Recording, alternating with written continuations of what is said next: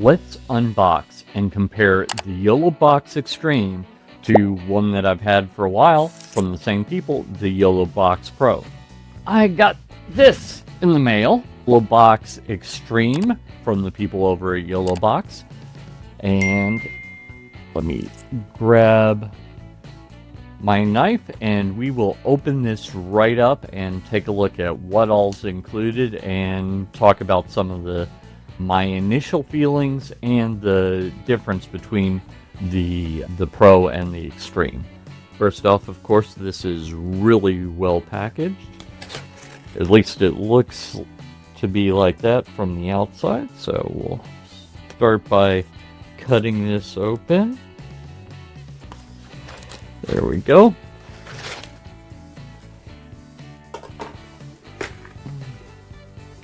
And you're seeing all this as I'm seeing it. We've got the actual box with the Yolobox in it. So good thing I didn't throw my knife down because we're going to need that again. And this looks like that's probably power supply or cables or something like that. So let's take a look at that. And yes, it is power supply. It similar to some other manufacturers, it comes with other country power cables. So if you need one of those, like my friends in Great Britain, then we've got that as a possibility here.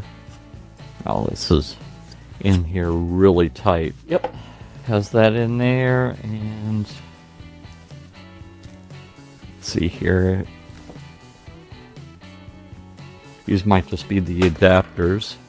Yep, there's the one for the USA. Oh, powered adapter. So I suspect that it just, yep, and then there's the other. So looks like we just need to grab that. Now, first off, let me put this in here. Looks like it's a twist lock. So I'm just gonna put that in here, twist it, and we're good to go. USB-C on this end and power on that end. So that's good to go. This one also came with a USB-C power adapter, which is got power right here and then just a USB-C connector. So that's good here. This one is, of course, larger, being the Extreme. So I can't compare this to all of their offerings, just those two, but we can see if this is what you would like. This is the box that it comes in. It has a very satisfying unboxing feel, if that is helpful to you. So that is the picture of the Yolobox Extreme. One difference immediately is we've got a lot more HDMI connections here than we do on this one. Got two regular USBs, it looks like, a couple of USB-Cs, audio in, network in, etc.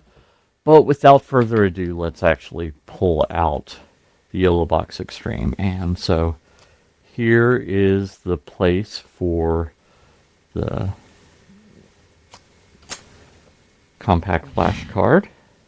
There's a place for a SIM card, audio out, quarter 20, power, good. Then we have 8 HDMI ins, 5 of which are 4K, 3 of which are 1080p. So right off, that puts this switcher-wise on par with the ATEM Television Studio HD or the ATEM Mini Extreme. So both of those have about that same number of inputs and outputs. We've got 2 outputs, also HDMI, as I said, networking and two USB A's and two USB C's. One is for power, and the other is, I think, for external devices. So, just to compare size-wise these two, notice that the Extreme is, I guess, about a third, maybe a sixth bigger width-wise, and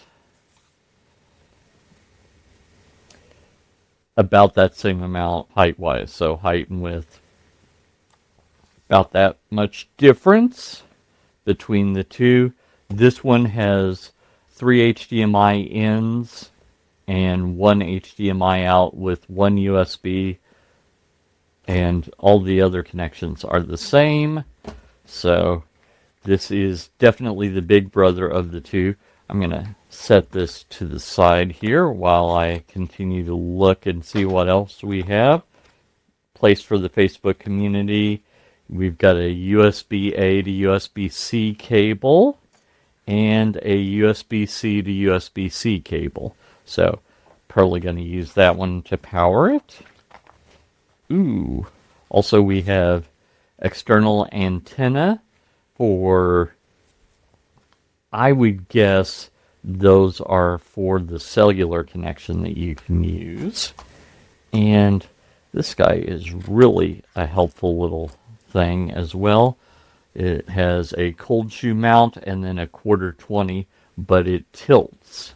So you can put that on top of the camera and have it tilt or what have you. So helpful little piece. We've got the owner's manual here. This thick piece says, hey, you can join the Facebook community by clicking on the QR code.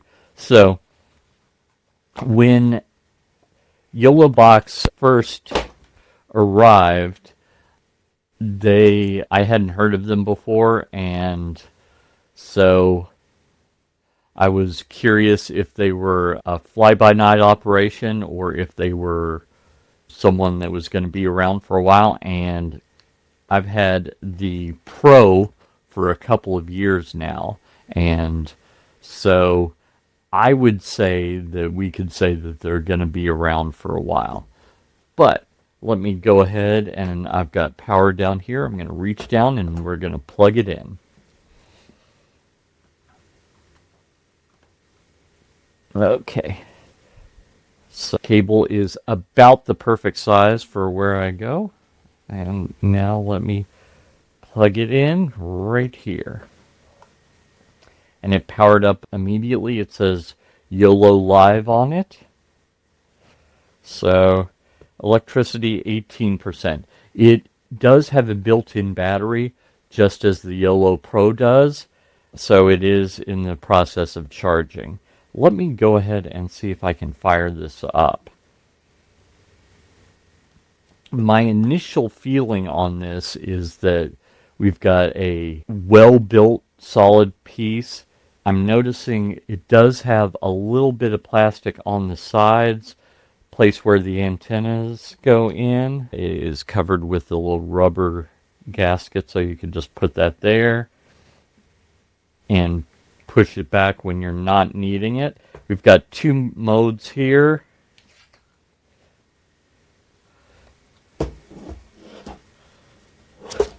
You can't quite make that out because of the way that the camera is, but this says live streaming with YOLO Live, and it's got icons for YouTube, Facebook, RTMP, and I think that's Twitch. And then we just have a monitor mode.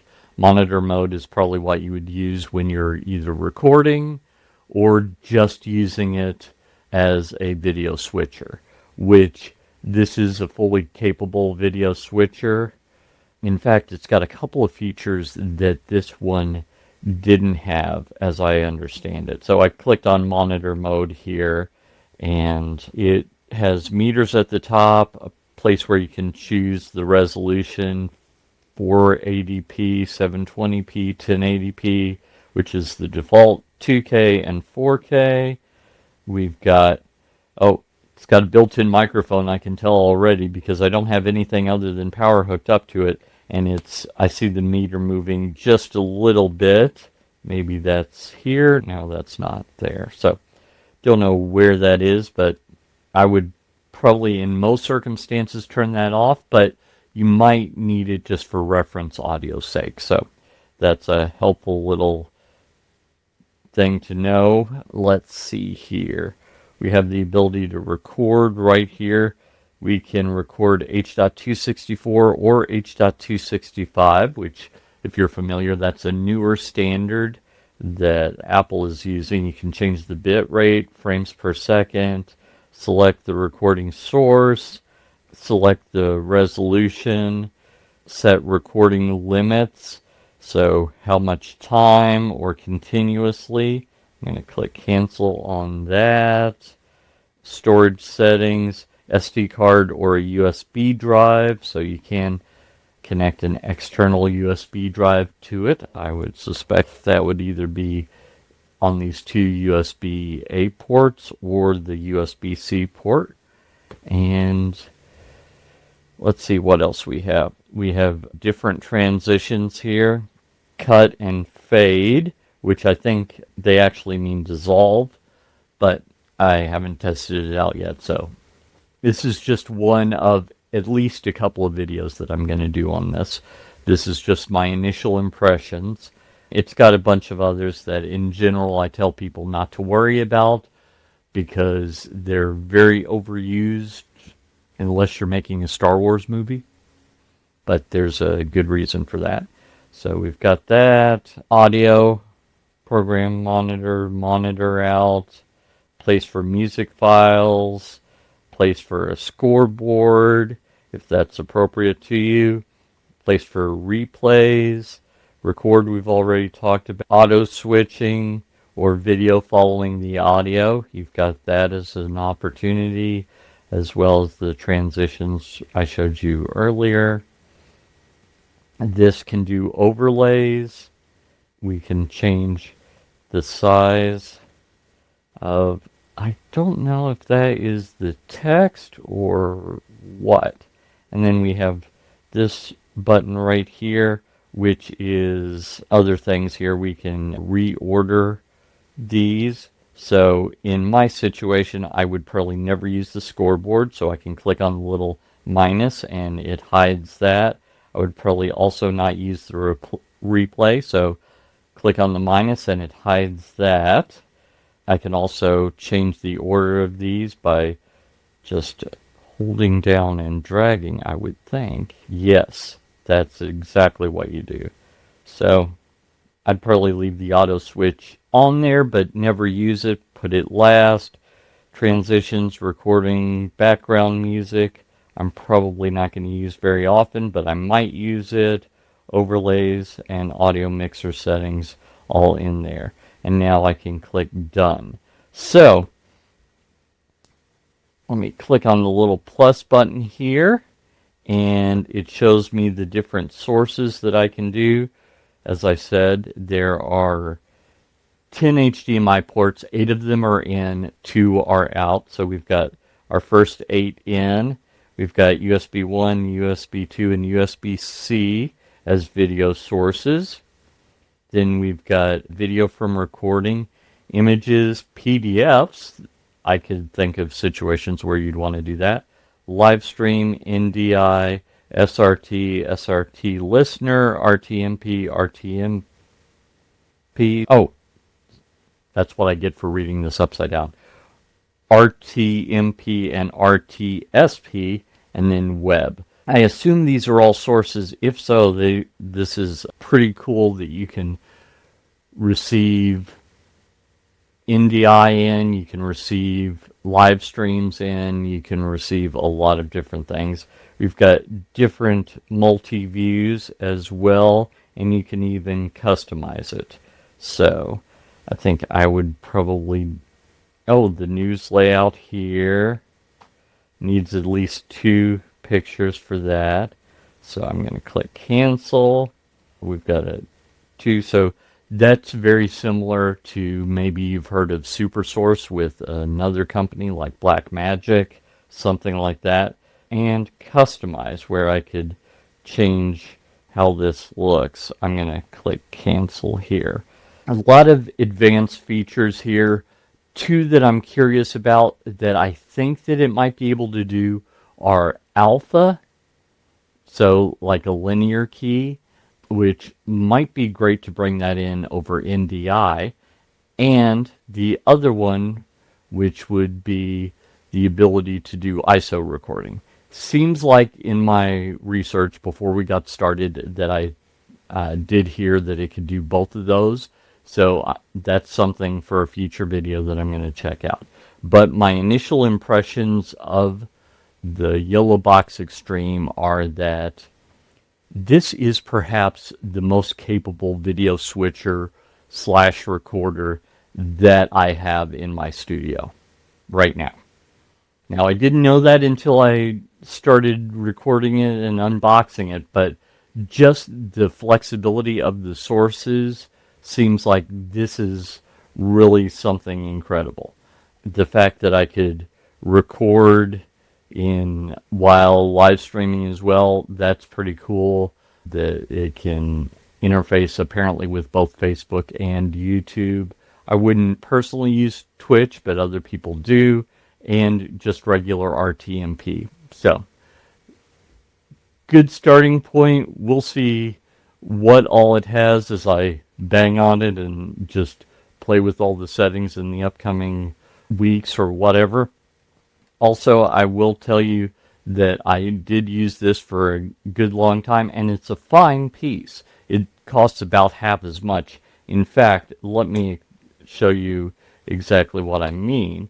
If we go here, this is the older one. I say older. It's still new, but the one that I've had for a while. And I'll leave a affiliate link below the video. But this is the Yolo Live Pro, and it shows you all the connections here, tells you a little bit about it. The other one is this right here, the Yolo Live Extreme, and that's the one that I just unboxed. You'll notice that the price is about twice as much on Amazon here in the US. So $9.98 versus $1,999. They're both available right now. Special feature, ISO recording. So that answers one of the questions. I thought that I'd heard that it did that, and it's good to know that it did. So that's cool that is a possibility to do the ISO recording. And just a powerful little piece of gear here that can do nearly, at least looking at it, it looks like it can do nearly anything that I would want it to do, and maybe everything that I would want it to do. That remains to be seen, but it's really powerful, all in one. I don't need a separate screen to control things because it is a screen, and it's also a switcher. So in my mind, this is a great choice if you need a switcher that can do ISO recording and also live streaming and also switching. It just does all of that. And as I say, it is battery powered. Let's make sure. Yes, unplugged, and it's working perfectly well. I just hit the power button, and that's why it went off. There we go. So that's back on. And that is the first look at the Yolobox Extreme, comparing it to their earlier offering, the Yolobox Pro. Depends on which is right for you. This one, as I say, costs a little bit more, but has a lot more video sources and a few other features that this one does not have. But if this one operates as well as this one, I think that it's going to be a great addition to your hardware and your abilities as a videographer.